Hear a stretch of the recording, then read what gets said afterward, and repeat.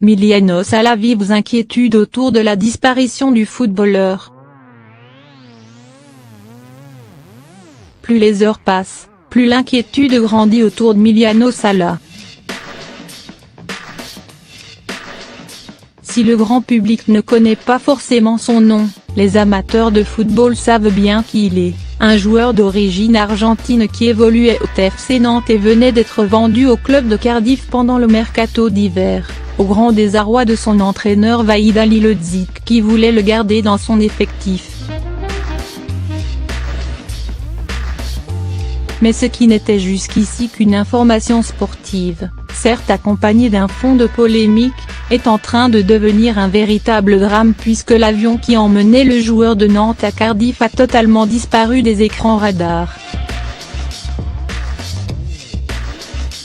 Lundi soir, après avoir dit au revoir à ses coéquipiers de Nantes, Emiliano Sala s'est rendu à l'aéroport, accompagné par son meilleur ami Nicolas Pallois, lui aussi joueur du club nantais.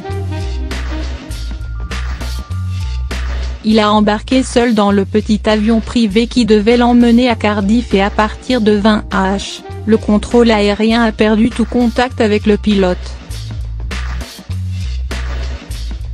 Alors qu'il devait atterrir au pays de Galles à 21h, l'avion était porté disparu. Les gardes-côtes de Guernesey ont été alertés et lancé des opérations de recherche au large de l'île d'Aurigny, située à une quinzaine de kilomètres de la Hague de la côte normande.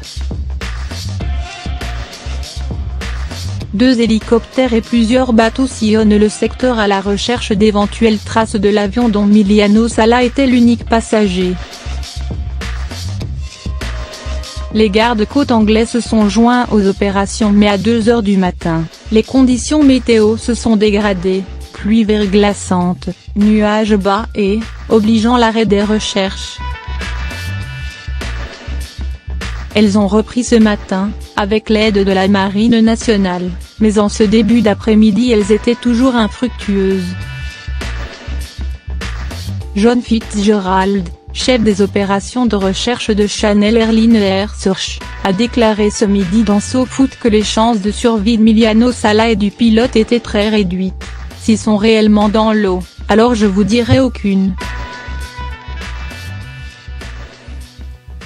Je suis allé nager l'autre jour et j'ai tenu 3 minutes.